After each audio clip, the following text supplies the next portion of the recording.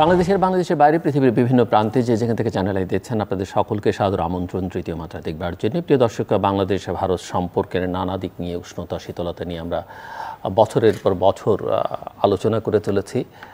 বিশেষ করে গত কয়েক বছর এই বিষয় নিয়ে প্রচুর আলোচনা হয়েছে।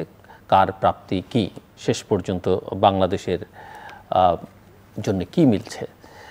অনেক রকমের আশ্বাস, অনেক রকমের বিশ্বাস আস্থাহীনতার মধ্য দিয়ে চলেছে এবং বাংলাদেশের প্রধানমন্ত্রী সম্প্রতি ভারত সফর করে আসলেন, দুদিনের সফর, এবং এই সফরে ভারতীয় প্রধানমন্ত্রীর সঙ্গে তার বৈঠক এবং 10টি সমঝোতা স্মারক স্বাক্ষরিত হয়েছে। প্রধানমন্ত্রী এই মেয়াদে তিনি হবার পরে এর আগেও ভারতীয় প্রধানমন্ত্রীর শপথ গ্রহণ অনুষ্ঠানে তিনি যোগ দিয়েছিলেন, তবে এটি তার রাষ্ট্রীয় বা সরকারি সফর এবং ভারতীয় নতুন সরকার গঠিত হবার পরে এটি তার প্রথম রাষ্ট্রীয় সফর। মূলত এই সফর এবং তার সূত্র ধরে বাংলাদেশ ভারত সম্পর্ক এবং তার চারপাশে আরও ভূ রাজনীতি বা আঞ্চলিক রাজনীতির নানা বিষয় আসে নিয়ে আমরা আলোচনা করব। আলোচনার জন্য আমার সঙ্গে স্টুডিওতে রয়েছেন আমার বাসায় বাংলাদেশ এন্টারপ্রাইজ ইনস্টিটিউটের প্রেসিডেন্ট এবং যুক্তরাষ্ট্রে বাংলাদেশের সাবেক রাষ্ট্রদূত অ্যাম্বাসেডর হুমায়ুন কবির, এবং আমার ডানে রয়েছেন অর্থনীতিবিদ এবং ঢাকা বিশ্ববিদ্যালয়ের উন্নয়ন অধ্যয়ন বিভাগের chairman professor doctor Rashed Al Mahmud. তুমি স্বাগত আপনাদের দুজনকে তৃতীয় মাত্রা। অ্যাম্বাসেডর হুমায়ুন কবির, এটা আপনার কাছ থেকে শুনতে চাই যে আমি ঠিক প্রাপ্তি অপ্রাপ্তির মধ্যে না গিয়েও যদি বলতে চাই, সফরটি সম্পর্কে আপনার মূল্যায়ন একজন ডিপ্লোম্যাট হিসেবে। ধন্যবাদ আপনাকে। আমার কয়েকটা অনুভূতির কথাই বলি। একটা হচ্ছে যে এই সফরের পরে যে জয়েন্ট স্টেটমেন্টটা ইস্যু করা হয়েছে সেটাকে দেখে আমার মনে হচ্ছিল যে এটা একটা শব্দের ফুলঝুরি যদি বলি, বিভিন্ন ধরনের শব্দ চয়নের মধ্য দিয়ে ভারত বাংলাদেশ সম্পর্ককে ভবিষ্যৎমুখী কীরকম হতে পারে তার একটা চেহারা দাঁড় করাবার চেষ্টা করা হয়েছে। আমি কয়েকটা জিনিস বলি, যেমন ধরুন all encompassing partnership that transcend strategic partnership, extraordinary relationship, transformational relationship, future oriented partnership. তো কাজেই অনেকগুলো শব্দ কিন্তু ব্যবহার করে ভবিষ্যৎমুখী চেহারাটাকে তৈরি করবার চেষ্টা করা হয়েছে। তার পাশাপাশি আরেকটা যেটা আমার কাছে মনে হয়েছে, এই পুরো ভিজিটটার আপনি যদি বলেন দর্শন বা তার ডিরেকশন, সেই দিক থেকে এটা long on vision but short on delivery or short on issues যদি আমি বলি আমাদের দিক থেকে। কেন বললাম যে ধরেন ভিশনগুলো বেশ বড় একটা ভিশন নিয়ে কথাবার্তা হয়েছে এবং সেই ভিশনটা যদি বলেন যে আঞ্চলিকভাবে আমরা একসাথে কাজ করার একটা প্রচেষ্টা, সেটাকে যদি আমি ইতিবাচকভাবে দেখি, পাশাপাশি কিন্তু এর মধ্য দিয়ে ভারত যে বাংলাদেশকে চায় তার একটা প্রতিদ্বন্দ্বিতার জন্য, আর সেই জিনিসটা কিন্তু স্পষ্ট। তো কাজেই এই আলোচনা অন্যের সঙ্গে লড়াইয়ে বাংলাদেশের সঙ্গে সেটাই ধরেন এখানে তৃতীয় পক্ষ উপস্থিত নাই, কিন্তু এখানে তৃতীয় পক্ষের একটা যদি বলেন প্রচ্ছন্ন উপস্থিতি কিন্তু লক্ষণীয় এবং সেই জায়গাটাই ভারতের লক্ষ্য সেখানে পৌঁছানো এবং তাতে বাংলাদেশকে কীভাবে পাওয়া যেতে পারে সেই প্রচেষ্টাটা কিন্তু এখানে বেশ আমি বলবো যে অবভিয়াস, স্পষ্ট আছে, যদি যা মানে একটু চেষ্টা করলে সেটা বোঝা যায়।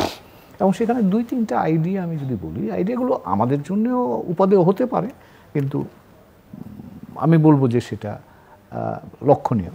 একটা হচ্ছে যে ধরেন নেপাল, ভুটান, ভারত, বাংলাদেশ এনার্জি নেটওয়ার্ক যেটাকে বলা হচ্ছে, অথবা নেপাল থেকে আমাদের 40 মেগাওয়াট বিদ্যুৎ আমদানির জন্যে ভারতের যে সম্মতির লাভটা, এটাকে আমি মনে করি একটা ইতিবাচক জিনিস এবং এইটা ইতিবাচক এবং ট্রান্সফরমেশন যদি সত্যি সত্যি এটা ভালো কাজ করে, সেটা যদি ফেয়ারলি কাজ করে, তাইলে কিন্তু এটা কিন্তু এই অঞ্চলের জন্য, কারণ এখানে আমাদের ক্যাপাসিটি ওয়াইজ যদি বলে বা পোটেনশিয়াল যদি বলেন এনার্জি, এই ভারত, বাংলাদেশ, নেপাল, ভুটান মিলে কিন্তু আমরা বেশ বড় একটা জায়গায়, ভালো একটা জায়গায় যাবার সুযোগ আছে, যদি আমরা সেটাকে বললাম যে ফেয়ারলি হ্যান্ডেল করতে পারি, ইকুইটেবলি হ্যান্ডেল করতে পারি এবং মোটামুটি একটা কোলাবোরেটিভ ফ্রেমওয়ার্কের মধ্যে রেখে যদি এই অঞ্চলের এনার্জি পোটেনশিয়াল আছে সেটাকে ব্যবহার করতে পারে। তো এই জায়গাটাই প্রথম কিন্তু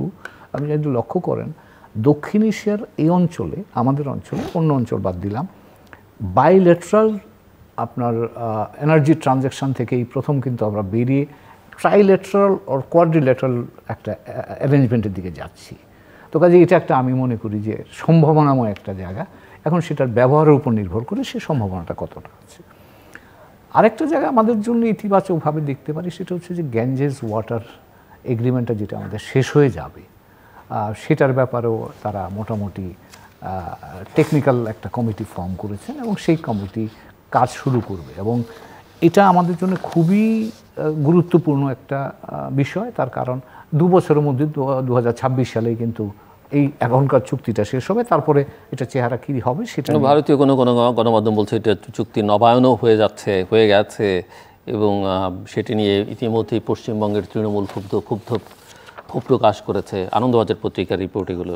হ্যাঁ, আপনি যেটা বলছেন এখানে আমি আর একটু পরে কথা বলবো, বাট আপনি যেটা বলছেন সেটাও আছে এবং সেখানে আমার ধারণা যে এটা ইতিবাচক, সিদ্ধান্তটা ইতিবাচক, কিন্তু এটা বাস্তবায়নের ক্ষেত্রে কিন্তু জটিলতার ইঙ্গিত কিন্তু এখনই পাওয়া যাচ্ছে। এবং সেই ক্ষেত্রে আমার নিজের ব্যক্তিগত ধারণা যে এই নদীর পানি বন্টন বা নদী পানি ব্যবস্থাপনা নিয়ে ভারতের সাথে আমাদের সম্পর্কের ভালো অভিজ্ঞতা, কম ভালো অভিজ্ঞতা দুটোই আছে। এবং সেই জায়গাতে ধরেন 96 সালের এই ভারত বাংলাদেশের মধ্যে এই গঙ্গা চুক্তি নিয়ে যেটা হয়েছিল 30 বছরে, এটাকে আমি একটা ভালো অভিজ্ঞতা হিসেবে ধরি। এবং সেই ভালো অভিজ্ঞতা যেই পদ্ধতিতে আমরা সফলতা পেয়েছিলাম, পরবর্তীতে কিন্তু আমরা সেই পদ্ধতি, কূটনীতি সেই পদ্ধতিটা ব্যবহার করিনি বলেই কিন্তু তিস্তাতে কিন্তু আমরা আটকে গিয়েছি। এখন আমার কাছে ভয় হচ্ছে যে এখনও আমরা কি সেই ধরনের জটিলতার মধ্যে আটকে না যাই। তার কারণ যেটাকে বলা হয় যে আমরা নিজের উপর অতিমাত্রায় আত্মবিশ্বাসী যদি হয়ে থাকি, আমি সেটা ভারত বা বাংলাদেশ দুই দিকে থেকে বলছি, তাহলে কিন্তু আপনি যে কথাটা বলছিলেন যে পশ্চিমবঙ্গের থেকে যে আমরা আওয়াজ পাচ্ছি সেটা কিন্তু আমাদের জন্য ভালো খবর নয়। তার কারণ পশ্চিমবঙ্গ যদি সেখানে ইতিবাচকভাবে সাড়া না দেয় তাহলে কিন্তু গঙ্গা চুক্তিতেও জটিলতা হওয়ার আশঙ্কা থাকবে। তো কাজে ইতিমধ্যেই তিস্তা নিয়ে কিন্তু আমরা যথেষ্ট জেরবার হয়ে আছি। এবং এখনকার তিস্তার চুক্তি আলোচনার মধ্যে আমরা পরে বিস্তারিত আলোচনা করব। আমরা কথা বলছি তিস্তা প্রকল্প নিয়ে। কাজে এইটাও আরেকটা জায়গা আছে। আর যদি বলেন আপনি বড় আইডিয়ার মধ্যে নিয়ে যাওয়া হয়েছে এশিয়ান রেলওয়ে নেটওয়ার্ক, তার অংশ হিসাবে আমাদের বাংলাদেশের মধ্য দিয়ে ভারতের রেলওয়ে নেটওয়ার্ককে কানেক্ট করা আইডিয়া হিসাবে ভালো, কিন্তু এর মধ্যে একটা কৌশলগত বা স্ট্র্যাটেজিক ডাইমেনশন কিন্তু আছে এবং সেটা কিভাবে প্লে আউট করবে সেটা এখনও বলা মুশকিল। আর লাস্টলি যেটা বলবো যে ধরেন আরেকটা বিষয় এখানে বলা হচ্ছে যে ডিজিটাল অ্যান্ড গ্রিন পার্টনারশিপ, এটা ভালো। এটা ডিজিটাল ইকোনমিতে রূপান্তরিত হচ্ছে। এশিয়ার বহু দেশ, দক্ষিণ পূর্ব এশিয়ার দেশগুলো ইতিমধ্যেই কাজ শুরু করেছে। আমরা এখনও সেই জায়গায় যাইনি, কিন্তু আগামীর অর্থনীতি, পৃথিবীর অর্থনীতিটা তো ডিজিটাল হবে। তো কাজে সেই জায়গায় যদি আমরা একসাথে কাজ করতে পারি তাহলে সেটা ইতিবাচক হবে বলে আমি মনে করছি। কিন্তু আমি যদি এবার আমাদের স্বার্থে জায়গাগুলো আসে, অনেকগুলো জায়গাতে কিন্তু আমার ধারণা স্পষ্ট কোনো উচ্চারণ নেই। কিন্তু এখন সেটা কিভাবে আগামী দিনে আমরা এটা নিয়ে কী করবো সেটা নিয়ে পরে আলোচনা। প্রফেসর তিতুমির। জি, ধন্যবাদ। বাংলাদেশ ভারত সম্পর্ক আলোচনা খুবই জরুরি, যদিও অনেক বেশি আমরা আলোচনা করি। তবে সবচেয়ে বেশি যে কথাটা নিয়ে আমরা বেশি আলোচনা করি না সেটি হচ্ছে যে বাংলাদেশ এবং ভারতের সম্পর্ক পুরো মাত্রাই হচ্ছে রাজনৈতিক, এবং আরও পরিষ্কার করে বললে হচ্ছে রাজনৈতিক হস্তক্ষেপের। তাহলে রাজনৈতিক হস্তক্ষেপ বলতে অনেক সময় সেটা কিন্তু পক্ষে যায়। যেমন হচ্ছে যে আমাদের স্বাধিকার আন্দোলনের ক্ষেত্রে ভারত যে আমাদের সাথে যে ভূমিকা নিয়েছিল সেটি নিঃসন্দেহে বাংলাদেশ রাষ্ট্র তৈরির ক্ষেত্রে বড় রকমের ভূমিকা রেখেছে। অর্থাৎ অধিকারের পক্ষে রাজনীতিগতভাবে দাঁড়ানোর চেষ্টা। পরবর্তীতে আমরা লক্ষ্য করেছি যে বিশেষ করে আমরা 2008 থেকে লক্ষ্য করছি যে ভারত আসলে, বিশেষ করে ভারতের পররাষ্ট্র সচিব এর বাংলাদেশে আগমন এবং তৎকালীন এর সাবেক রাষ্ট্রপতি হুসেন মোহাম্মদ এরশাদের সাথে যে কথাবার্তা এবং ভারতের রাষ্ট্রপতি প্রণব মুখার্জির যে তার জীবনী থেকে আমরা লক্ষ্য করেছি যে ভারত রাষ্ট্র ও আমাদের অভ্যন্তরীণ ক্ষেত্রেও হস্তক্ষেপ করেছে। তাহলে এক ধরনের এর আপনার এভিডেন্স আছে। এখন প্রশ্নটা হচ্ছে যে ভারত নিজেকে দাবি করে যে ভারত হচ্ছে পৃথিবীর সবচেয়ে বড় গণতান্ত্রিক রাষ্ট্র, এবং বাংলাদেশে যদি আপনি বাংলাদেশের সাবেক পররাষ্ট্রমন্ত্রী বা অন্যান্যদের বক্তব্য শোনেন, তাহলে সেই বক্তব্যে একটা বিষয় আসে, সেটি হচ্ছে যে ভারতের আস্থা অর্জন করায় এই সরকার ক্ষমতায় আছে, বা আস্থা অর্জন করার জন্য চেষ্টা করা হচ্ছে ক্ষমতায় থাকার জন্য। তার মানে হচ্ছে যে আপনার এই যে রাজনৈতিক স্বাধীনতার অধিকারকামীর মানুষের পক্ষে দাঁড়ানো ভারত এবং একটা গণতান্ত্রিক রাষ্ট্র ভারত, সেই রাষ্ট্র আপনার একটা ওয়ান পার্টি ডমিনেন্ট একটা স্টেটের দিকে দিয়ে যাচ্ছে। এটাকে আমরা কিভাবে দেখব? কারণ এটা নিঃসন্দেহে ভারতের যদি যে আকাঙ্ক্ষার কথা ভারত বলে, সেটা যদি আপনি চিন্তা করেন, তাহলে আমাদের যে ওয়ান পার্টি ডমিনেন্ট একটা স্টেট হচ্ছে, এটা আসলে গণতন্ত্রের সাথে কী রকম যায়। এবং আরেকটি প্রশ্ন সবাই করে থাকেন, যেগুলোর উত্তর আমাদের একাডেমিকদেরও খোঁজা দরকার, কূটনীতিবিদদেরও খোঁজা দরকার, রাজনীতিবিদদেরও খোঁজা দরকার, যেখানে আমাদের অধিকার আদায়ের সংগ্রামে ভারত আমাদের সাথে এসেছে। তারাই আজকে আপনার ক্রমাগতভাবে এই পরিস্থিতির দিকে যাচ্ছে। তাহলে একটা ভারত বলছে যে তার নেইবারহুডে এটা দেখতে চায়। তাহলে নেইবারহুডে যদি গণতান্ত্রিক আবহ থাকে, তাহলে তো ভারতের জন্যেই সেটা একটা আপনার প্রতিবেশীর জন্য সবচেয়ে বড় আকাঙ্ক্ষা। তাহলে এই প্রশ্নটা কিন্তু তাদের করতে হবে। দ্বিতীয় প্রশ্ন হচ্ছে যে আমাদের ক্ষেত্রে সেগুন বাগিচার তেমন ভূমিকা নাই, একই কায়দায় আপনার চাণক্যপুরীরও কিন্তু খুব একটা ভূমিকা নেই। পরিস্থিতিটা হচ্ছে যে ভারতের সকল রাজনৈতিক মহলের মধ্যে এক ধরনের ঐক্যমত্য তৈরি হয়েছে যে আপনার বাংলাদেশের সাথে ভারতের সম্পর্কটা কিভাবে হবে। এটা জনগণের সাথে জনগণের হবে, না রাষ্ট্রের সাথে রাষ্ট্রের হবে, না দেশের সাথে দেশের হবে।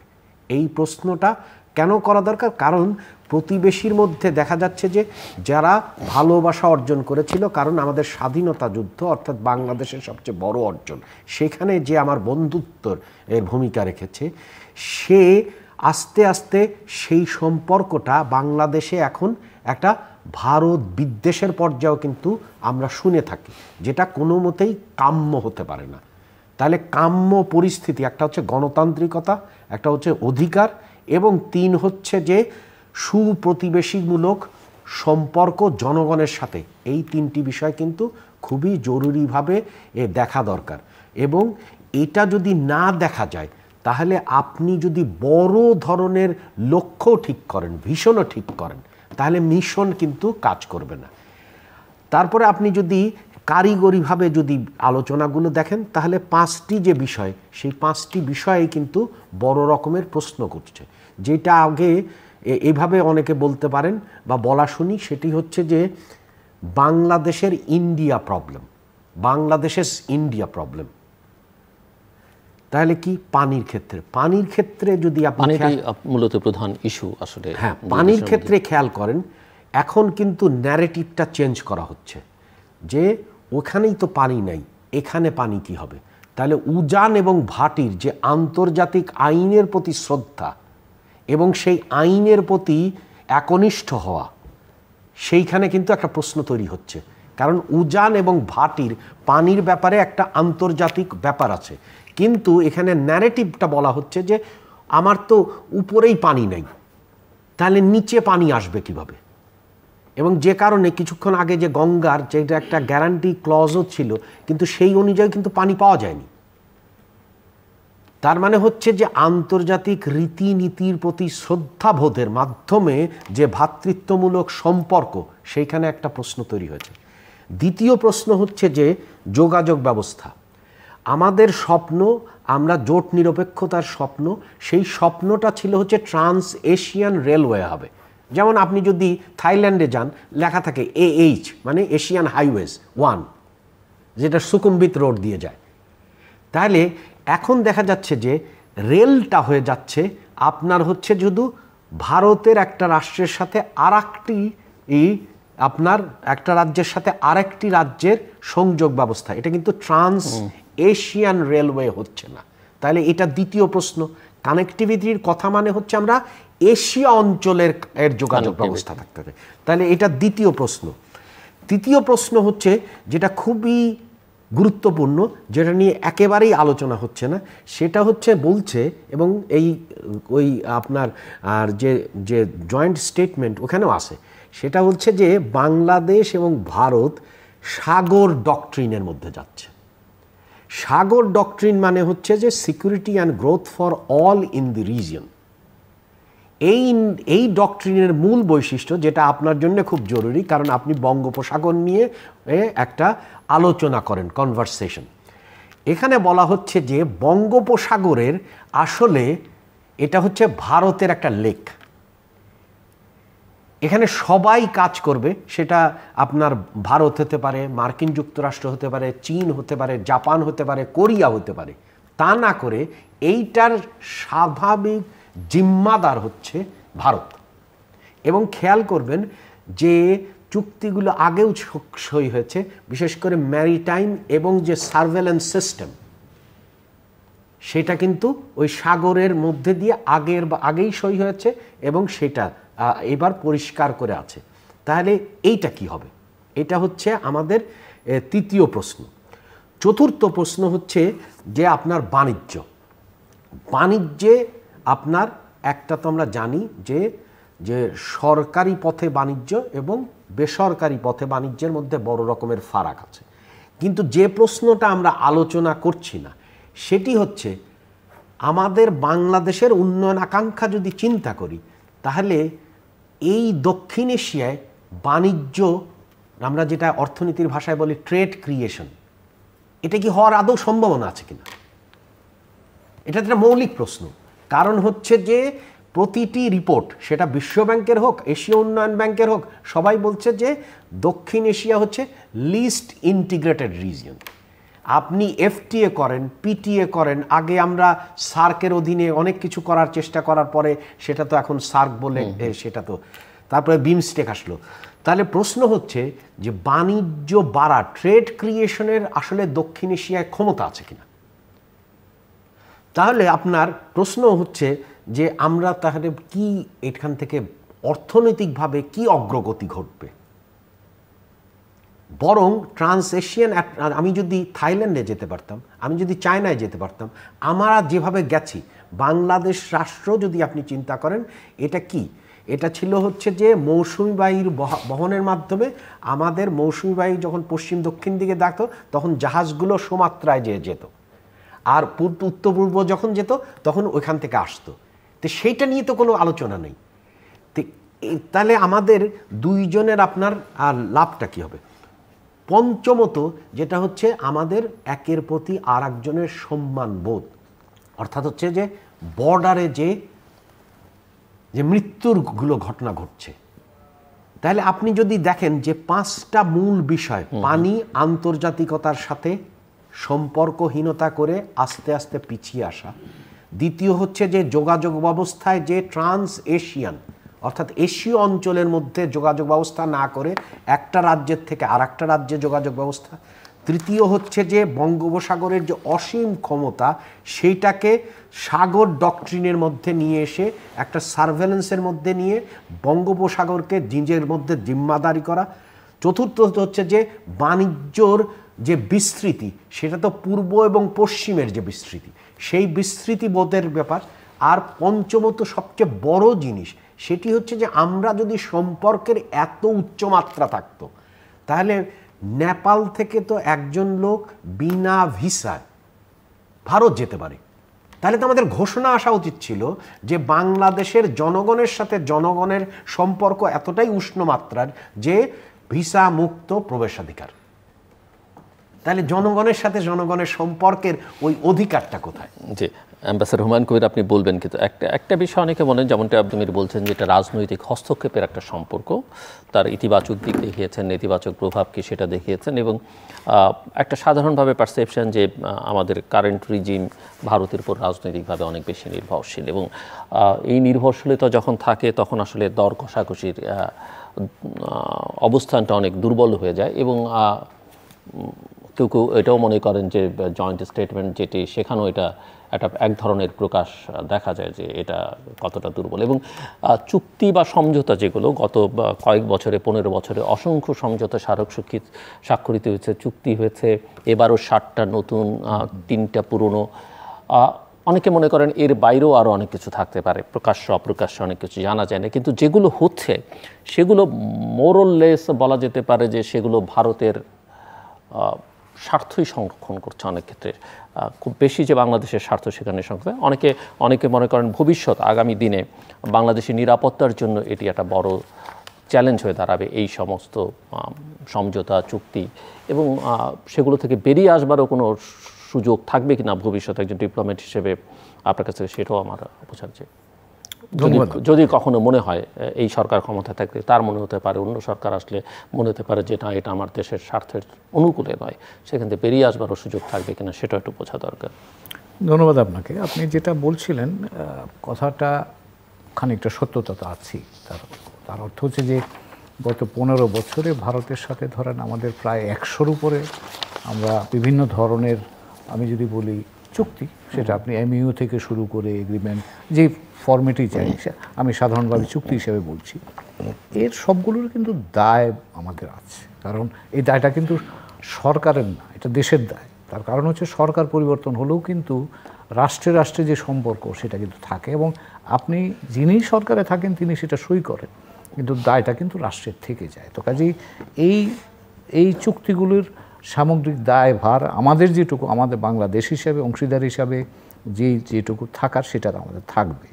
এখন সেটা কতটা আমরা পারবো তার সেটাও আপনি ইঙ্গিত করেছিলেন। এখানে আমি একটুখানি বলি, ধরেন লাইন অফ ক্রেডিট যেটা আছে এলওসি, 2010 সালে ভারত এবং দুইবারে মিলিয়ে আমাদের $8 বিলিয়ন মতো লাইন অফ ক্রেডিট দিয়েছে। 15 বছর হয়ে গেছে, কিন্তু এখনো পর্যন্ত কিন্তু আপনি $2 বিলিয়ন আমরা ব্যবহার করতে পারিনি। এখন প্রশ্ন হল যে কারণটা কি? এখানে আমার ব্যক্তিগত ধারণা সেটা হচ্ছে যে দুই দিকে সক্ষমতার ঘাটতি আছে, যে আমরা যেটা ইচ্ছা করছি বা যেটা প্রত্যাশা করছি সেই প্রত্যাশাকে আপনি সিস্টেম আপনাকে সেটা সাপোর্ট করতে পারছে না। তো কাজেই এই যে আমরা ধরেন 100টার মতো এগ্রিমেন্ট সাইন করেছি, আপনার এই একটা ইস্যু দিয়ে আমি সেটা বুঝলাম, তাহলে 100টার দায় আমাকে তো নিতে হলে সেই দায়টা তো অনেক বড় দায় বলাই বাহুল্য, এবং সেই ক্ষেত্রে যদি কখনো এটা পরিবর্তন করতে হয়, কিন্তু এটা কঠিন কাজ এই কারণে যে আপনার যথেষ্ট যুক্তি দিয়ে তো আপনাকে সেই কাজটা করতে হবে, এবং অনেক ক্ষেত্রেই দেখা যায় যে যেটা আপনার প্রত্যাশিত পরিমাণে আলোচনার সুযোগ থাকে সেখানেও কিন্তু রিল্যাক্টেন্স থাকে, আলোচনা সহজে এটা করতে চায় না। কারণ যে কোনো চুক্তি একটাকে যদি নিয়ে আপনি এটা মানে রিওপেন করেন, তাহলে কিন্তু সেখানে আবার নতুন করে জটিলতা তৈরি হওয়ার একটা আশঙ্কা থাকে। তো এখানে আমি আরেকটু আপনি যে বলছেন সেখানে একটু যোগ করি, সেটা হলো যে ধরেন প্রফেসর রাশিদ তুমি যেটা বলছিলেন, অনেকগুলো বিষয় তো নিয়ে আসছেন। এখন এখানে আমাদের প্রাপ্যতার বাইরেও আমি একটা যদি বলি, সকলের প্রাপ্যতার ভিত্তিতে বাংলাদেশের দিক থেকে আমরা কি প্রত্যাশাটা করেছিলাম। 2010 সালে যখন চিটাগং এবং মংলা বন্দর উন্মুক্ত করা হয় ভারতের জন্য, তখনকার প্রেক্ষাপটে কিন্তু এটা একটা বিপ্লবী সিদ্ধান্ত বলতে পারেন। আমার নিজের উপলব্ধি হচ্ছে যে তখন আমাদের প্রত্যাশাটা ছিল এইরকম, যে আমরা ভারতের জন্য খুলে দিয়েছি, নেপালের জন্য খুলে দিয়েছি, ভুটানের জন্য খুলে দিয়েছি, মানে একটা ওপেন রিজিওনালিজম, কনসেপ্ট অফ ওপেন রিজিওনালিজমের দ্বারটা খুলে দেওয়া হলো, এবং তাতে করে কিন্তু এই সকলের জন্য উন্মুক্ত, আমি যেমন সকলের জন্য উন্মুক্ত করলাম, আমার জন্যও সকল উন্মুক্ত করবে, এই প্রত্যাশা নিয়ে আমি করেছিলাম। এবং প্রফেসর রাশেদ যে কথাটা বললেন খুবই সত্যি কথা, যে এখন ধরুন 15 বছর ধরে অনেক কানেক্টিভিটি ডেভেলপ করেছে, কিন্তু কানেক্টিভিটি কাদের, আমরা কি ভারতের বাইরে কি কোনো কানেক্টিভিটি ডেভেলপ করেছে প্র্যাকটিক্যালি? আমি কি এখানে বলা আছে যে রেলে নেপালে এবং ভুটানে মালপত্র নিয়ে যাওয়া যাবে। তা আমার তো রাস্তাই আছে, সেই রাস্তাটা ব্যবহার কতটা হচ্ছে? আমার রাস্তা থাকতে শুধু রেলের কথা কেন উল্লেখ করা যায়? তার অর্থ কি রাস্তা আমি নিতে পারবো না?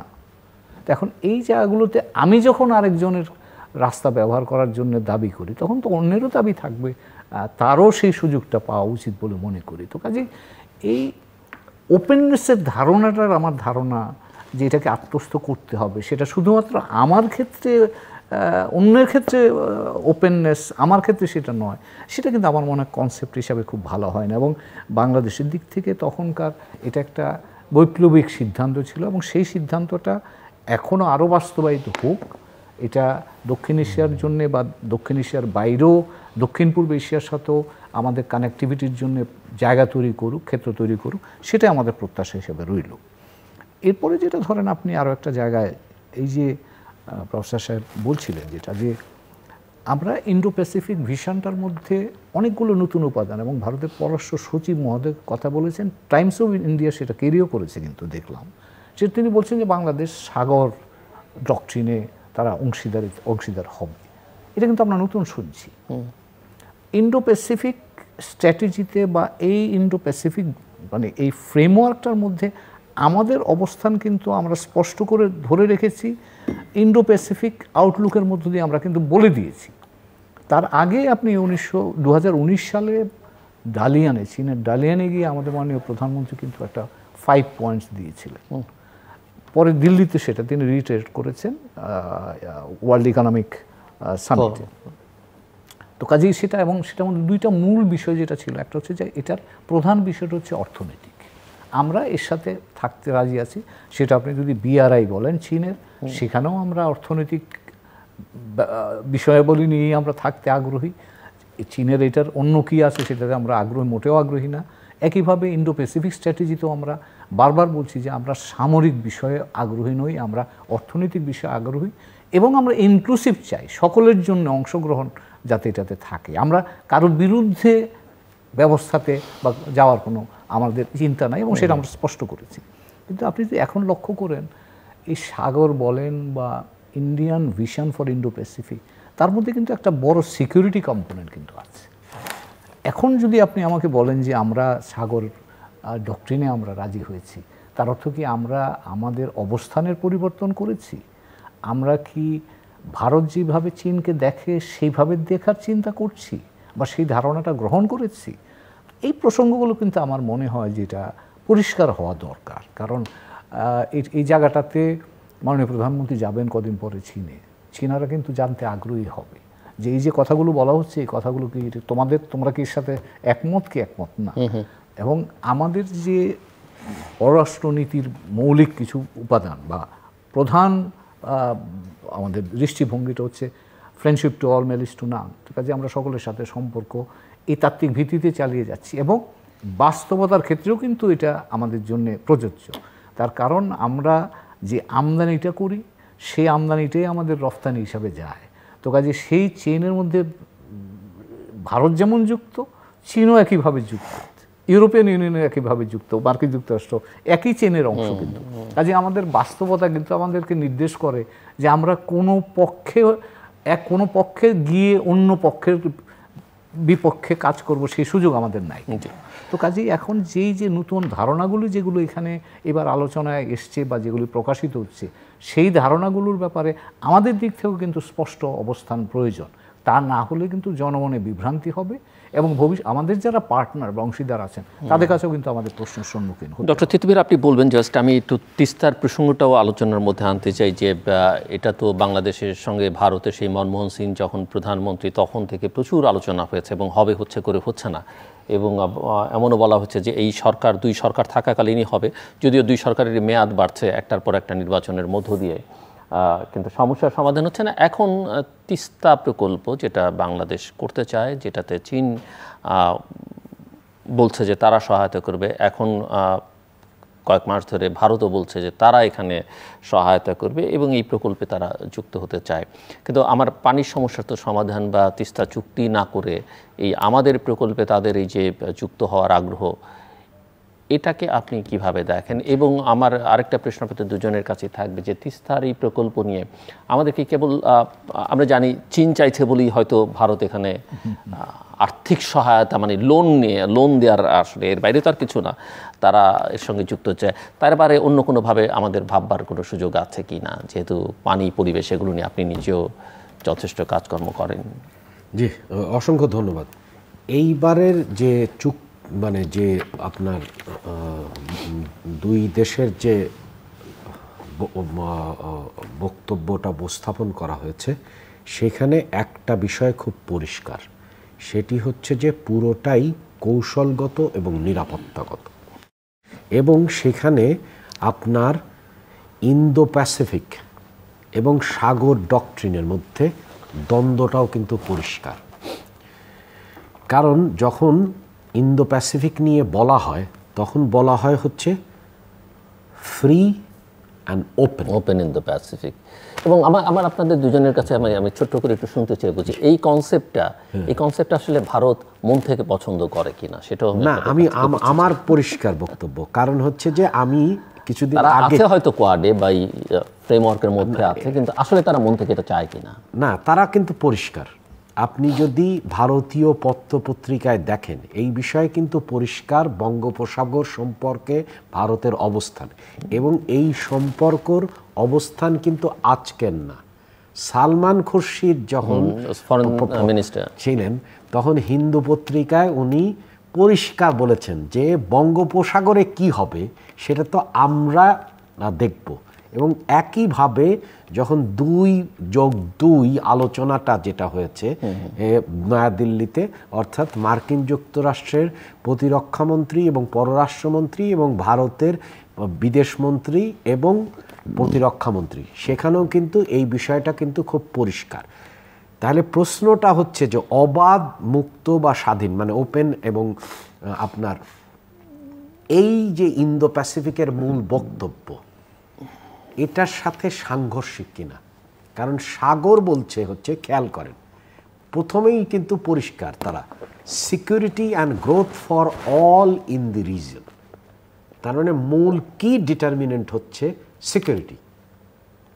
তার মানে ইন্ডিয়ান স্টেট একটা সিকিউরিটাইজেশনের যে প্রক্রিয়া, একদিকে হচ্ছে পপুলিজম আর একদিকে হচ্ছে যে নিরাপত্তা। এবং আমরা যদি পরিষ্কার করে, এবং আমরা খেয়াল করেছি যে ভারতের বিদেশ মন্ত্রী কিন্তু ইন্ডিয়া বলতে উনি অতটা নিজেকে মানে ইজি ফিল করেন না, উনি বলেন হচ্ছে ভারত।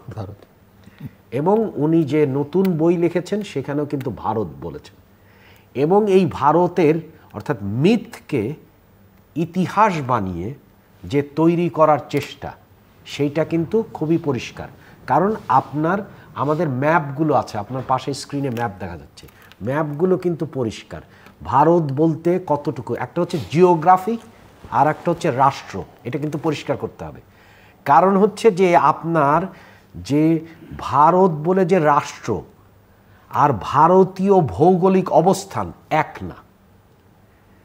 এবং আপনি যদি লক্ষ্য করেন যে ভারতের যদি কথা, এই কথাগুলো যদি খেয়াল করেন তাহলেও কিন্তু আমির খসরুর আগে কেউ কিন্তু কবিতা গানেও এই কথাগুলো বলেনি। তাহলে আপনি খেয়াল করেন পুরো প্রক্রিয়াটার মূলে আছে সাগর ডক্ট্রিন, এবং এটা সিকিউরিটি। এবং আমরা পরিষ্কার করে দেখিয়েছি যে পানি হচ্ছে নিরাপত্তার। এখন আপনার ভারতের যারা নীতি নির্ধারণ নিয়ে লেখালেখি করেন তারা কিন্তু আজকে প্রশ্ন করছেন যে পাকিস্তানের সাথে যে ভারতের পানির যে বন্টন চুক্তি, এটাকেও বাতিল করতে হবে।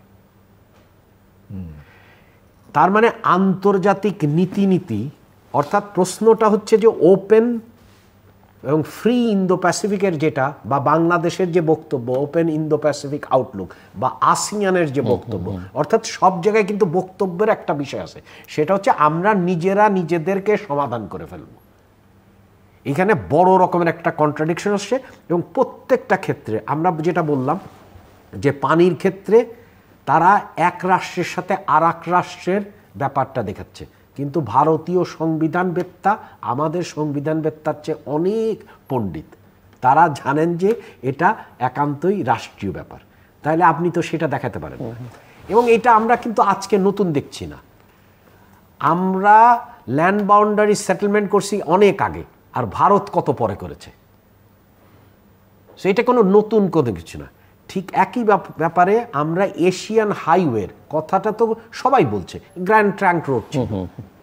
তাহলে সেই ভীষণ অর্থাৎ হচ্ছে ওপেন রিজিয়নালিজম, আমরা চাই যে মুক্তভাবে সবার সাথে যেতে, কিন্তু তা না করে আমরা যখন প্রথমে করলাম কি বিসিএম করলাম, বিবিআইএম করলাম, বিভিন্ন রকমের করলাম, কিন্তু পরে এসে দেখা গেল যে মোটর চুক্তিটাও ভারত ভুটানে যাচ্ছে শেষ করে দিয়ে বিমস্টেক, বিসিআইএম, বহুত রকমের কথাবার্তা। তাহলে কিন্তু যোগাযোগটা একেবারেই ভারত থেকে, ভারতের একটা রাজ্য থেকে আর একটা রাজ্যের ব্যাপার হয়ে যাচ্ছে। তার মানে এশীয় অঞ্চলের কোনো ব্যাপার নেই। তৃতীয় হচ্ছে যেটা বাণিজ্যের, আমার বাংলাদেশের উন্নয়ন আকাঙ্ক্ষায় ভারতের আসলে কতটুকু অবদান করার, এগুলো কিন্তু আমাদের কোনো ইমোশনের ব্যাপার না। আমরা তো সবাই কৃতজ্ঞ যে ভারত, যেটা আমি শুরুতে বলেছি, ভারতের সাথে বাংলাদেশের সম্পর্কটা ইতিবাচক থেকে নেতিবাচক রাজনৈতিক হস্তক্ষেপের মধ্যে চলে গেছে এবং এটা একটা সিকিউরিটি ডক্ট্রিনের মধ্যে চলে গেছে।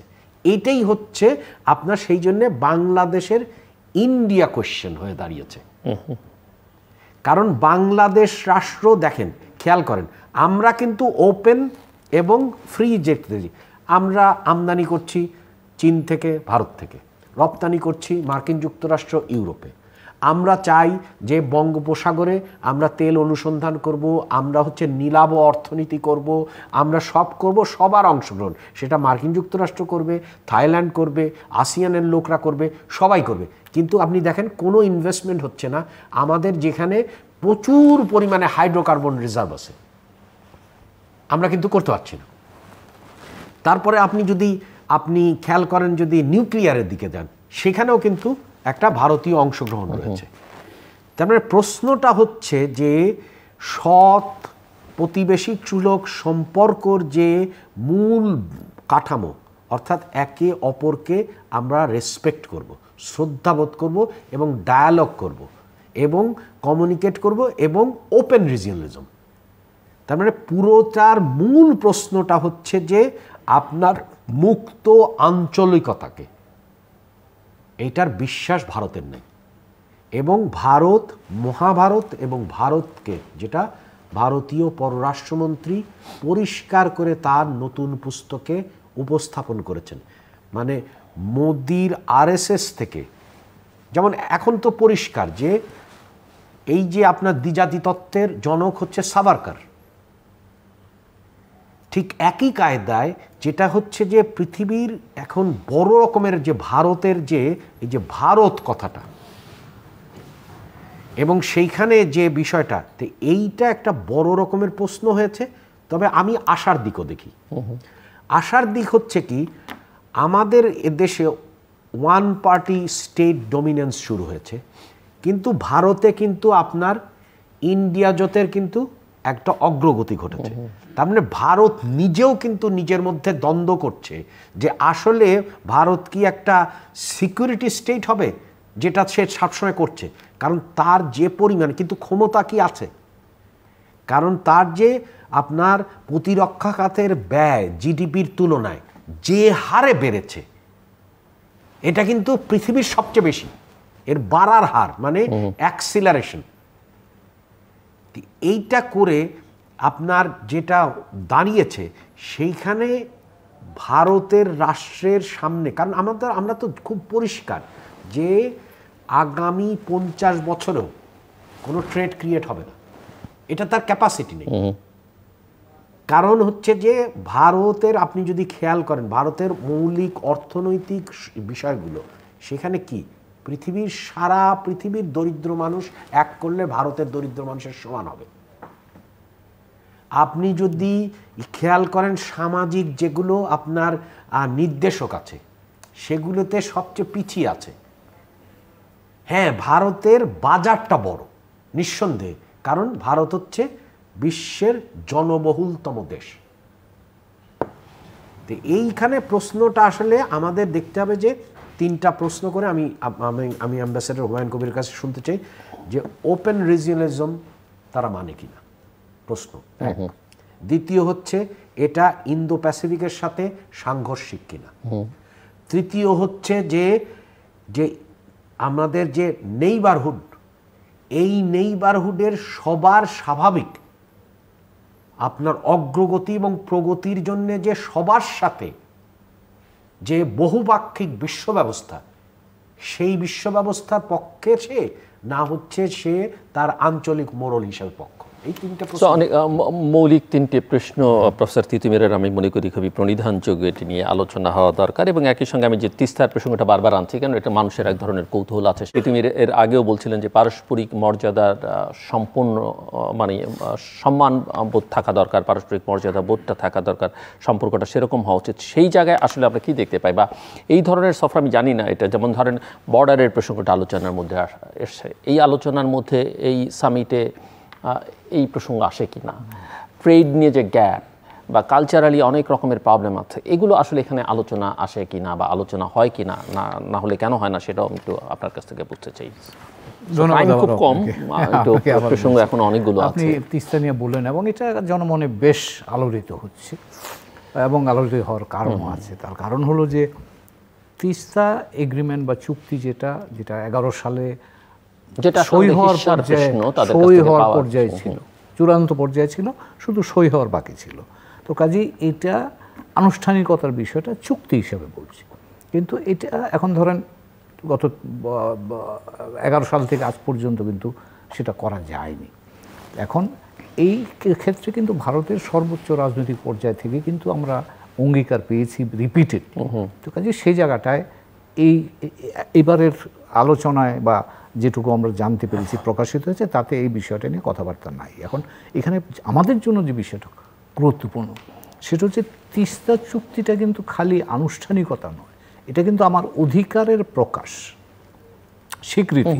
তার কারণ আমি sharing of waters, common river যেহেতু আছে, তার আমার ন্যায্য অধিকার যেটা আছে পানির হিস্যার, সেটার আমার অধিকারটা প্রতিষ্ঠার বা প্রকাশের কিন্তু একটা জায়গা এটা। তো এখন যখন আপনি চুক্তির ব্যাপারে কথা বলছেন না বা পানি বন্টনের বিষয়টা নিয়ে কথা বলছেন না, তখন আমার অধিকারটা কোথায় থাকলো? এবং এখানে যে আমাদের জন্য যেটা গুরুত্বপূর্ণ, যে অধিকারটা কিন্তু শুধু তিস্তা নয়, আরও 53টা নদীর উপর কিন্তু সমভাবে বর্তায়। তো কাজে আমার অধিকারটা কিন্তু সর্বত্র বিরাজিত এবং সেটার প্রকাশ এবং স্বীকৃতি রিপিটেডলি আমার দরকার। তো কাজে এইটার বিষয়ে কিন্তু কোনো কথা এখানে নাই। এবার যেটা হয়েছে, আরও একটা জিনিস হয়েছে, দুটো জিনিস হয়েছে সেটা বলবো। একটা হচ্ছে ধরেন 11 সালে আমরা যে ফ্রেমওয়ার্ক এগ্রিমেন্ট করেছিলাম, সেখানে কিন্তু ভারত বাংলাদেশ স্বীকার করেছিল যে এই কমন নদীগুলো বেসিন ওয়াইজ ট্রিটমেন্ট হবে, অর্থাৎ এগুলো বেসিন ভিত্তিতে আমরা এগুলো নিয়ে এগুলোর ব্যবহার, পানি বন্টন এবং ব্যবহার নিয়ে আমরা আলোচনা করব। এই কনসেপ্ট থেকে কিন্তু বেরিয়ে এসেছি। এবারে বলা আছে যে তিস্তা বাংলাদেশ অংশে ভারত কনজারভেশন এবং ম্যানেজমেন্টের জন্য সাহায্য করতে তার একটা ডেলিগেশন পাঠাবে। তাহলে ভারতের অংশ কোথায় গেল? আর ভারতের অংশ না দিয়ে আপনি বাংলাদেশ অংশে করলে পানিটা কোত্থেকে আসবে? এটা আমার কাছে জিনিসটা মানে বুঝতে অসুবিধা হচ্ছে স্বাভাবিক জিওগ্রাফিক কনটেক্সট থেকে। আর লাস্টলি যেটা বলবো যে ধরেন এখন এই যে পানি তো আর পানি না, এখন পানি তো ক্লাইমেট ইস্যুর সাথে জড়িয়ে গেছে। তো কাজে এখন আমি যদি পানি না পাই, আমার পানি ফ্লো কমে গেলে তো দক্ষিণ থেকে সমুদ্রে পানি ঢুকবে এসে। তো কাজেই এমনিই আমরা এই জলবায়ু সংক্রান্ত জটিলতার মধ্যে আটকে আছি।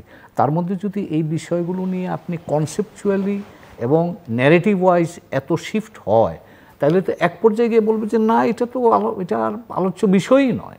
তো কাজেই এখানে আমি মনে করি যে তিস্তা নিয়ে আমাদের জনমনের যে উৎকণ্ঠা বা জনমনে যে আগ্রহ, সে বিষয়টার প্রতি সম্মান রাখা উচিত। এবং মাননীয় প্রধানমন্ত্রী কিন্তু তার বক্তব্যে কিন্তু পানি বন্টনের বিষয়টা বলছেন, কিন্তু এখানে কিন্তু পানি বন্টনের বিষয়টা না। এবং যে প্যারাগ্রাফটা আছে আমি যদি পড়ে শোনাই, এটাকে কোয়ালিফায়ার 3-4টা কোয়ালিফায়ার দিয়ে বলা হয়েছে। আমি একটু পড়ি। We will continue to engage in prioritising the exchange of data and in formulating the framework for interim water sharing based on the recommendation of the Joint Rivers Commission. খুবই জটিলভাবে জিনিসটা, এই সেন্টেন্সটা ফর্মুলেট করা হয়েছে। এটা দিয়ে কি আপনি তিস্তা বোঝাচ্ছেন? শব্দ নাই তো, তিস্তা কথা তো বলা নাই। এবং সেখানে বলছেন যে প্রায়োরিটাইজ করবেন, আপনি এটাকে কি বলে এক্সচেঞ্জ অফ ডেটা। তিস্তা ওয়ার চুক্তি তো জয়েন্ট রিভার কমিশনের বৈঠক কয়বার হয়? 2 বছর ধরে তো নাই। তো কাজেই এমনভাবে জিনিসগুলো করা হচ্ছে যে এই পানিটা কিন্তু আমাদের জীবন মরণ বিষয়। তো কাজেই এই পানি নিয়ে আমাদেরকে কিন্তু আমাদের বক্তব্য যেটা বলিষ্ঠভাবে বলে যেতেই হবে, এবং শুধু বলা নয়, এই অধিকারটা রক্ষার জন্য আমাদের যতখানি সক্রিয় হওয়া দরকার ততখানি সক্রিয় হওয়া প্রয়োজন বলে মনে করছি। তা না হলে এটা কিন্তু এজেন্ডা থেকে বেরিয়ে যাবে এবং সেটা আমাদের জীবনযাত্রা, জীবন জীবিকা এটা ক্ষতিগ্রস্ত করার একটা আশঙ্কা থাকলো। তিতুমিরের 3টে পয়েন্ট নিয়ে আপনি কিছু বলুন। না, যেটা আমি তো ওপেন রিজিওনালিজম কথাটা বলছি, যেটা তো আমরা তো ভারতের সাথে শুধু কানেক্টিভিটি চাই না, আমরা তো এই পুরো অঞ্চলে কানেক্টিভিটি চাচ্ছি, কারণ এটা আমার এক্সিস্টেন্সের বাস্তবতার সাথে এটা জড়িত। তো কাজে এটা আমি একেবারেই ওনার সাথে একমত, এবং সেটা আমরা চাই এবং সেটাই হওয়া বাঞ্ছনীয়। ফাইনাল রাউন্ড, সো জি কনক্লুড করে আনতে হবে। জি, আমরা তো একটাই চাই যে ভারতের সাথে আমাদের সম্পর্কটা তৈরি হয়েছিল হচ্ছে অধিকার বোধ থেকে, যেটা দিয়ে আমি শুরু করেছি। সেই জন্য আন্তর্জাতিক যে আইন এবং রীতিনীতির অধিকার অনুযায়ী আমাদের ন্যায্য হিস্সা হওয়া দরকার, সেটা পানির ক্ষেত্রে হওয়া দরকার। এবং পানির ক্ষেত্রে ভারতের সাগর যে কথা বলছেন, আমরা চাই যে সাগর মাথা থেকে সাগর পর্যন্ত এর অধিকার হতে হবে।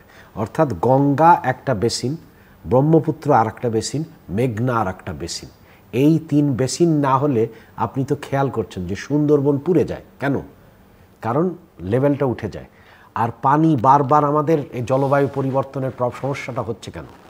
এই একই সাথে। তাহলে আমরা এটা চাই। দ্বিতীয় চাই হচ্ছে যে আমরা যোগাযোগ ব্যবস্থা দেখতে চাই যে পূর্ব পশ্চিম উত্তর দক্ষিণ। আমরা একটা রাজ্য থেকে আর একটা রাজ্যের দেখতে চাই না। তৃতীয় হচ্ছে যে আমরা বাণিজ্য করতে চাই সবার সাথে। চতুর্থ আমরা দেখতে চাই হচ্ছে যে আমরা এখানে শান্তি দেখতে চাই, আমরা এখানে কোনো নিরাপত্তা রাষ্ট্র দেখতে চাই না, এবং সেটা সাগরের নাম দিয়ে আমরা রাবণ দেখতে চাই না, আমরা সেইটা দেখতে চাই না। তাহলে আমাদেরকে সেটা পরিষ্কার করতে হবে।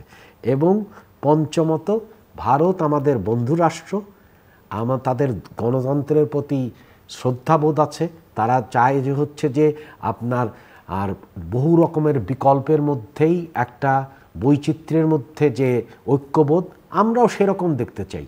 আমরাও দেখতে চাই যে গণতান্ত্রিক পারস্পরিক শ্রদ্ধাবোধ, সে আমাদের প্রতি একের প্রতি আর এক সম্মানবোধ। এবং বর্তমানে যে আন্তর্জাতিকভাবে যে সমস্ত কথাগুলো বলা হচ্ছে, সেটা আপনি ওপেন ফ্রি ইন্দো প্যাসিফিক বলেন, আমরা সেটাও দেখতে চাই। আমরা দেখতে চাই হচ্ছে যে আমরা এই কথা সবাই জানি যে বাংলাদেশের উন্নয়ন আকাঙ্ক্ষা মেটানোর জন্যে যে উৎপাদন এবং বাণিজ্য এবং যে সমস্ত দরকার, সেটা প্রতিবেশী ভারতের পক্ষে আমাদের দেয়া সম্ভব না। একইভাবে আমরা এটাও জানি যে কোনো একক পরাশক্তি দিতে পারবে না। আমরা এটাও জানি, যেটা জানা খুব দরকার, সেটা হচ্ছে ব্যালেন্সিং অ্যাক্ট, কিন্তু এটার একটা ইলাস্টিসিটি আছে, যেটা কিন্তু এক সময় যে হয়ে যায়। তাহলে আমাদের একটাই উপায় আছে, সেটা হচ্ছে আমরা অবাধ, মুক্ত, স্বাধীন, অন্তর্ভুক্তমূলক, শান্তিপূর্ণ বঙ্গোপসাগর দেখতে চাই। এবং এই দেখার সাথে কিন্তু আপনার যে কোনো সাধারণ জনগণ, তাদের একটা ঐক্য আছে, এবং এই ঐক্য কিন্তু আজকের না। আপনি খেয়াল করেন, ওয়ারি বটেশ্বরে আমার যে চাল পাওয়া গেছে, সেই চালটা কিন্তু আপনার হচ্ছে রাইস জাপোনিকা। অর্থাৎ আমরা লক্ষ্য করেছি যে এই চীন থেকেও আমাদের এখানে এসেছে। তাহলে হচ্ছে যে আমরা সবসময় আমাদের এখান থেকে অতীশ দীপঙ্কর গেছে। তার মানে বাংলাদেশ হচ্ছে এমন একটা রাষ্ট্র দেখতে চায়, যে রাষ্ট্রে আসলে সবার সাথে অন্তর্ভুক্ত হতে চায়, যেটা আমাদের মূল লক্ষ্য। কিন্তু কোনোভাবেই রাজনৈতিক হস্তক্ষেপ দেখতে চায় না, বরং আমরা বন্ধুর মাধ্যমে অধিকারের যাত্রায় সামিল হতে চাই। কিন্তু হস্তক্ষেপের সামলানো কোনো মতেই কোনো প্রতিবেশীমূলক সম্পর্কের সামনের অগ্রযাত্রা সামনে পাবে না।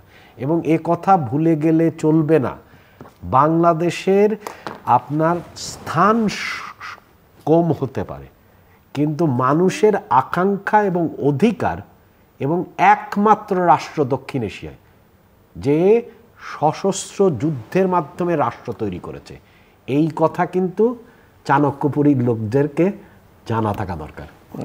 অ্যাম্বাসাডর হুমায়ুন কবির, আমি সেটাই বলবো যে ধরেন আমরা নিকট প্রতিবেশী এবং সেই হিসাবে আমাদের পারস্পরিক নির্ভরশীলতা আছে, সেটা সম্মানজনক ভিত্তিতে হোক, শান্তিপূর্ণ হোক এবং সুষম হোক, এটা কিন্তু বাংলাদেশের মানুষের প্রত্যাশা। এবং বাংলাদেশের মানুষ, আমরা এইটুকু বলতে পারি যে গায়ে পড়ে গিয়ে কারোর সাথে ঝগড়া করার মানসিকতা নাই। এবং যেটা প্রফেসর সাহেব বললেন সত্যি কথাই, যে আমাদের মানুষ তাদের ভাগ্য উন্নয়নে তারা সচেষ্ট আছে এবং আমরা আমাদের যে অবস্থান সেটা সম্পর্কে আমরা সচেতন। এবং বাংলাদেশের দিক থেকে আমরা নির্দ্বিধায় বলতে পারি যে ভারত আমাদের প্রতিবেশী, বন্ধুত্বপূর্ণ সম্পর্ক বজায় রাখবো। বাংলাদেশ চীনের সাথে বন্ধুত্বপূর্ণ সম্পর্ক বজায় রাখবে এবং আমাদের দিয়ে কারো ক্ষতি হবে না, এই কথাটা আমরা তাদেরকে নির্দ্বিধায় বলতে পারি। এবং সেটাই কিন্তু আমাদের দিক থেকে তাদেরকে আশ্বস্ত করা, এবং আমরাও তাদের দিক থেকে একইভাবে আশ্বস্ত হতে চাই। দর্শক, অনুষ্ঠানের শেষ প্রান্তে আমরা সামাজিক যোগাযোগ মাধ্যম ফেসবুক এবং এক্সে তৃতীয় মাত্রা লাইভ স্ট্রিম হচ্ছে, আপনারা দেখতে পারেন। টেলিভিশনের পর্দায় দেখতে না পারলে যে কোনো সময় যে কোনো স্থান থেকে ইউটিউবে তৃতীয় মাত্রা চ্যানেলটি সাবস্ক্রাইব করে পুরোনো পর্বগুলো আপনারা দেখতে পারেন। প্রফেসর ডক্টর রাশেদ আল মাহমুদ তিতুমির এবং অ্যাম্বাসাডর হুমায়ুন কবির, অসংখ্য ধন্যবাদ এই আলোচনা সবার জন্য। দর্শক, আবারও আলোচনা করলাম আমরা বাংলাদেশ ভারত সম্পর্কের বিষয়টি। এই সম্পর্কটা আসলে কীরকম, অনেকে অনেক অভিষিক্ত করেন, অনেক টার্মিনোলজি ব্যবহার করেন, কিন্তু এটা আসলে স্পষ্ট নয়। কথাগুলো থেকে এটা মোটামুটি বোঝা যাচ্ছে যে এখানে পারস্পরিক শ্রদ্ধাবোধের একটা অভাব আছে এবং গণতান্ত্রিক মূল্যবোধ চর্চা অন্তত এই সম্পর্কের ক্ষেত্রে সেখানেও একটা বড় ঘাটতি আছে। এবং অধিকারের প্রশ্ন যদি বলা হয়, বাংলাদেশের অধিকারটা সুরক্ষিত হচ্ছে না। এখানে সম্পর্কটাকে একজন অতিথি চিত্রায়িত করেছেন এটা রাজনৈতিক হস্তক্ষেপের সম্পর্ক হিসেবে, এবং এই রাজনৈতিক হস্তক্ষেপ নিয়ে এক ধরনের অসন্তোষও আছে বাংলাদেশের জনগণের মধ্য থেকে। কিন্তু আমার দুই অতিথি এক বাক্যে শেষ প্রান্তে এসে বলেছেন, এবং তাদের মধ্যে তো একজন মুক্তিযোদ্ধা আমার যিনি বসা আছেন, যে বাংলাদেশ আসলে বাংলাদেশের জনগণকে, হয়তো আয়তনে দেশটা ছোট, জনসংখ্যা তাদের চাইতে ছোট, কিন্তু যে জনসংখ্যা সেটাও পৃথিবীর বহু দেশের চাইতে অনেক বেশি। এবং এই জনসংখ্যা, তার চাইতে বড় কথা হচ্ছে এই দেশটির মানুষ এই অঞ্চলে যুদ্ধ করে দেশ স্বাধীন করেছে, সেটা কিন্তু সবার মাথায়। এবং বাংলাদেশের মানুষের আকাঙ্ক্ষার যে জায়গা, সেটা হয়তো অনেক সময় অবদমিত থাকে, কিন্তু গণতন্ত্রের যে আকাঙ্ক্ষা, এই আকাঙ্ক্ষা এবং তার জন্য যা তার বিভিন্ন সময় লড়াইয়ের যে চেষ্টা, সেটাকে কোনোভাবেই গুরুত্বহীন মনে করবার কোনো কারণ নেই। আরেকটি প্রসঙ্গ আলোচনার মধ্যে এসেছে, সেটা হচ্ছে যে বঙ্গোপসাগর কেন্দ্রিক ভাবনার কথা অনেকেই বলছেন, যে এটা বাংলাদেশের জন্য অত্যন্ত গুরুত্বপূর্ণ। এবং এখানে বাংলাদেশের চাওয়া, বিশেষ করে বাংলাদেশের জনগণের চাওয়া হচ্ছে এটি অবাধ, মুক্ত, শান্তিপূর্ণ এবং অন্তর্ভুক্তিমূলক বঙ্গোপসাগর। এবং এখানে বাংলাদেশ আসলে যেভাবেই দেখুন না কেন, দর্শকের ভূমিকায় থাকবার কোনো সুযোগ নেই। এখানে বাংলাদেশ তার যেটুকু শক্তি আছে সেটুকু নিয়ে আসলে বাংলাদেশকে খেলোয়াড়ের ভূমিকায় অবতীর্ণ হতে হবে। এবং সেটা যদি বাংলাদেশ করতে না পারে, বা নীতি নির্ধারকরা যদি সেই পথে না হাঁটেন, সেটি বাংলাদেশের জন্য দুর্ভাগ্যজনক হবে এবং ভবিষ্যতে সেটা অনেক বেশি অশুভ পরিস্থিতি তৈরি করতে পারে। দর্শক, আমাদের সঙ্গে থাকবার জন্য অসংখ্য ধন্যবাদ। আপনাদের সবার জন্য শুভকামনা।